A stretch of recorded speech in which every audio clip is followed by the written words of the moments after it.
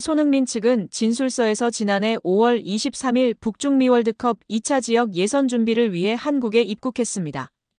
당시 양 씨와 손흥민은 교제를 이어오던 중이었는데 5월 31일부터 다음 날까지 양 씨와 만남을 가졌다고 합니다. 6월 2일 원정 경기가 열리는 싱가포르로 떠나기 전날까지 양 씨와 만난 걸 인정한 것인데요. 이때만 해도 두 사람의 관계는 좋았던 거로 보입니다. 이를 뒷받침할 근거는 언론 보도에서 찾아볼 수 있습니다. 당시 복수의 언론은 손흥민이 공항에서 출국하는 모습을 담아 팬들에게 전달했습니다. 이때 손흥민 왼쪽 손가락에 반지를 낀 모습이 포착됐습니다. 문제는 약 한 달쯤 지나 발생하였습니다. 손흥민 측은 한 달 뒤쯤 양 씨가 임신 사실을 알렸다며 이에 손흥민은 양 씨에게 대화를 제안했지만 양 씨 측은 금전을 요구한 채 만남은 거절했다고 밝혔습니다. 이 과정에서 양 씨는 손흥민의 아이를 임신했다면서 태아 초음파 사진을 보냈고 이후 손흥민으로부터 3억 원을 뜯어냈습니다. 손흥민 측은 양 씨의 허위사실 유포가 선수와 팀에 부정적인 영향을 미칠 것을 우려해 공갈, 협박에 응할 수밖에 없었다고 밝혔습니다. 양 씨는 3억 원을 받은 후 외부에 밝히지 않겠다는 취지의 각서도 작성한 것으로 알려졌습니다. 양 씨가 손흥민에게서만 돈을 받게 된 건 아버지일 가능성이 있는 두 남성에게 모두 연락했으나 손흥민만이 양 씨의 말을 들어준 것으로 전해졌습니다. 양 씨는 실제 임신 중절 수술을 받았고 초음파 사진 역시 양 씨의 것으로 확인됐습니다. 이에 손흥민의 아이가 아니냐는 주장이 제기됐지만 임신한 양 씨도 아이 아빠가 누군지 모릅니다. 앞선 20일 연예 매체 디스패치는 양 씨와 공갈 미수 혐의를 받는 40대 남성 용 씨의 대화 내용을 공개했는데요. 공개된 대화 내용에 따르면 용 씨가 근데 너 누구 애인지 정확히 알아? 라고 묻자 양 씨는 누구 애인지 제가 어떻게 알아요? 라고 답했습니다. 이에 용 씨는 그럼 2번한테만 가든가 1번한테만 가든가 한 명한테만 갔어야지라고 말했습니다. 여기서 말하는 1번은 양 씨가 손흥민과 같은 기간의 관계를 맺은 사업가 남성으로 2번은 손흥민입니다. 손흥민은 양 씨가 자신을 만나던 시기 동시에 다른 남성도 만난 것을 모르고 있다가 양 씨와 사이가 틀어진 용 씨를 통해 알게 됐다고 매체는 전했습니다. 이런 일이 있은 후 용 씨는 양 씨와 지난 3월 손흥민 측에 언론에 임신 사실을 폭로하겠다며 또다시 7천만 원을 요구했다가 결국 공갈 미수 등의 혐의로 구속됐습니다.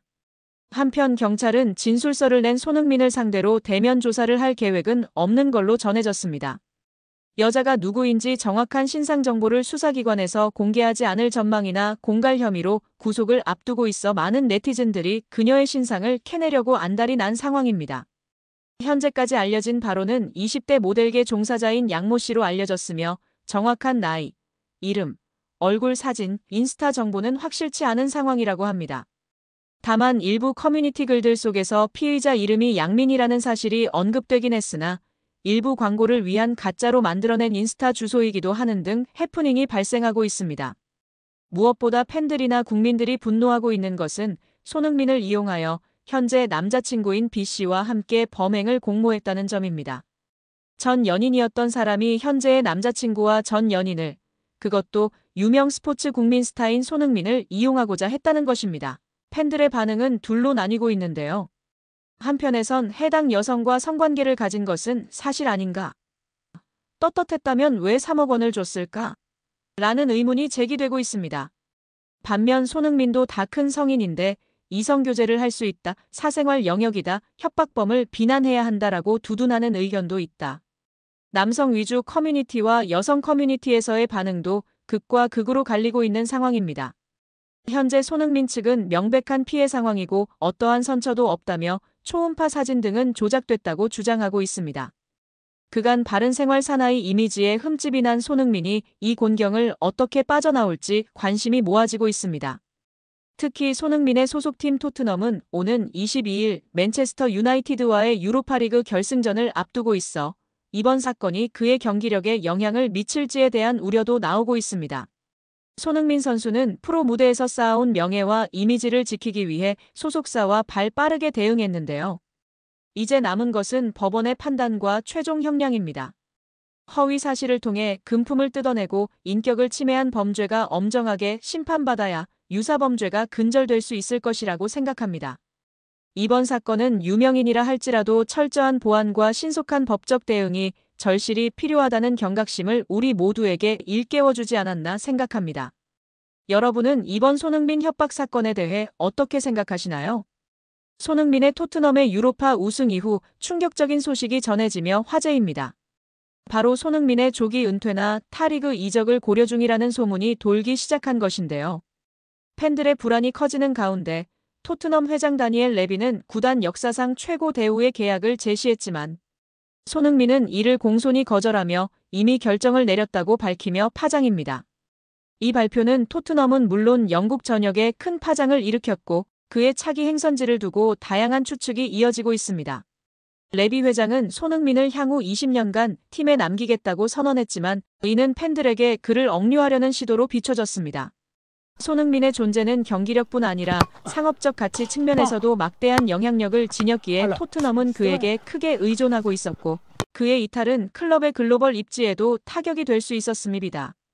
토트넘은 프리시즌 투어와 관련한 수익을 통해 손흥민 효과를 톡톡히 누리고 있었고 이에 레비는 태도를 바꿔 장기 계약을 제안했으나 손흥민은 확답을 미루며 더 많은 시간을 필요로 한다고 전했습니다. 이 과정에서 팬들과 전문가들은 레비의 진정성을 의심했고 단순히 상업적 이익만을 위한 행보가 아니냐는 비판도 나오며 갑론을박이 벌어지고 있습니다.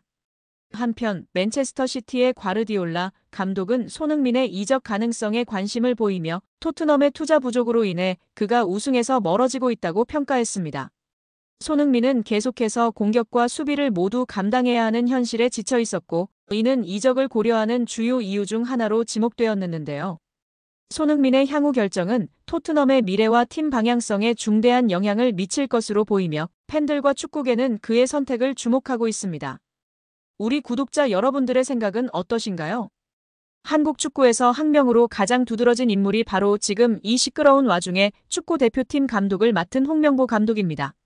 박종환 감독이 대표팀을 이끌던 1995년 한국팀은 코리아컵 준결승전에서 예선에서 쉽게 승리했던 잠비아에 패했습니다. 그런데 이 경기 전날 박 감독의 억압적이고 비인격적 훈련에 불만을 품고 있던 홍명보, 황선홍 등 주전 선수들이 경기 전날 술집에서 대취할 정도로 술을 마신 사실이 언론에 보도가 돼 난리가 났습니다. 그래서 홍명보 선수 등은 징계 위기에 처했는데 이들은 그 제보자로 박 감독을 꼽았고 언젠가 안갚음하리라 맹세했다고 합니다. 다음해 아시안컵 8강대 이란전에서 한국은 6대2로 참패하였습니다. 유례를 찾기 힘든 처참한 패배입니다. 특히 전반에 2대1로 앞서고 있었는데 휴식 시간 라커룸에서 무슨 일이 있었는지 후반에만 연속으로 5골을 먹은 것입니다. 당사자들은 부인하지만 이 사건은 축구계뿐 아니라 축구팬들도 의혹을 거두지 않고 있습니다.